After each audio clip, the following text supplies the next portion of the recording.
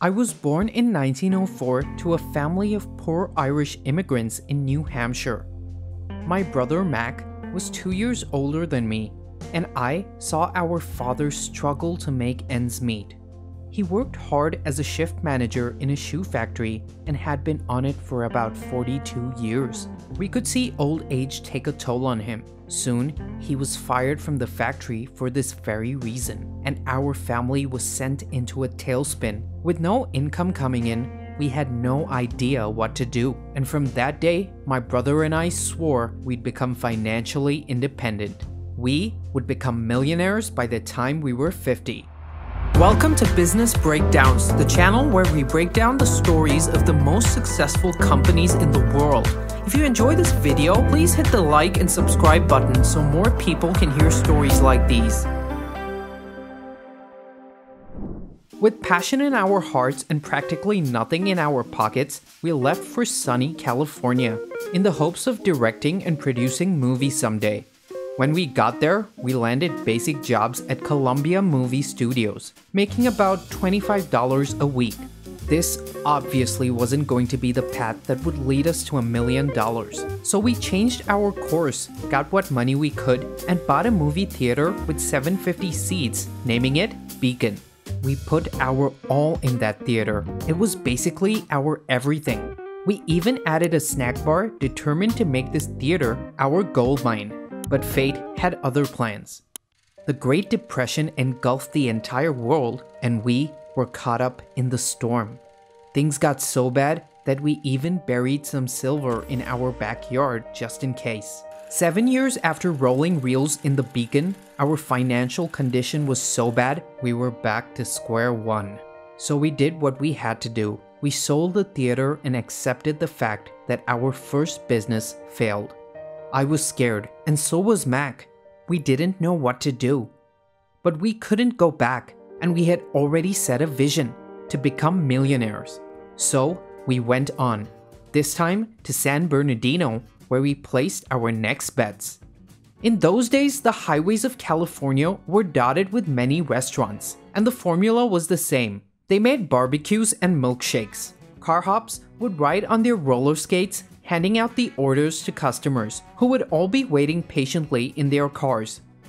We took our roles in this existing concept and set up McDonald's Barbecue, a simple highway restaurant. The menu had 25 items, and we hired 20 female car hops to tend to the customers. To make things stand out a bit, we decided to add a mascot, a chef named Speedy. For the first time since we started out, our business venture wasn't a total failure.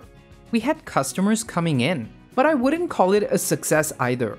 Things were going well, but they could have gone way better. This is when Mac and I reflected and thought hard about the restaurant's future. We had to serve our customers with an improved formula, something innovative and something that we could call our own. Looking back now, we had no idea that what we came up with would be such a game changer that it created an entire industry. What we now call the fast food industry. Now the plan was this: we would do away with the car hops and scrap almost everything in the menu, even the barbecue. People would now have to come and pick their orders up on their own. The top items would only be burgers, shakes, and fries. We spent a lot of time nailing down the perfect recipe for burgers, one that was quick, fresh, and cheap. Now, looking back, I realized that this specific recipe was the true start to the fast food formula. Next, we redid the decor of the restaurant, carefully selecting the colors of the tiles and the bricks to attract a younger crowd. A large neon golden arch was placed over the burger stand, one that could be visible from far along the highway. After so much work and investment, we finally opened our doors again in 1948. This time with bated breath. What if we failed again? It would set us back years and with nothing to show for our efforts. Thankfully, months of brainstorming paid off, and the restaurant ran really well. It was beyond what we had expected. Many people who work long days, such as cab drivers and construction workers, came in great numbers. They could quickly grab a cheap burger and milkshake on their way to work. Our ideas were a success, and McDonald's ran wonderfully. Soon, a few franchises opened across California. All this, however, was only the calm before the storm. Someone was going to enter our lives and change them forever. As the business expanded, we opened up more franchises. Businessmen took notice of our work. Ray Kroc was one such being. For a long time, we had been buying our milkshake machines from him, so when we placed a bulk order, his ears pricked up. He decided to visit our outlet one day to have a look at what was going on. He ordered a burger and took in the sights. He was a good businessman, I'll give him that. Amazed at what we had accomplished, he proposed an opportunity. Ray would set up many more stores across the state and slowly expand while managing them.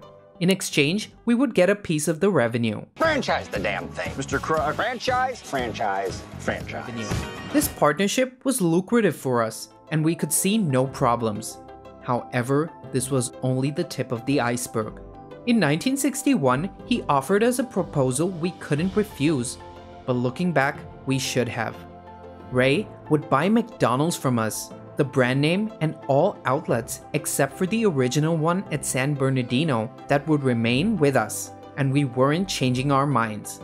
He was furious. You see, the San Bernardino outlet was the most premium of them all, and we would not roll over. We fought tooth and nail to keep it. After all, it was rightfully ours.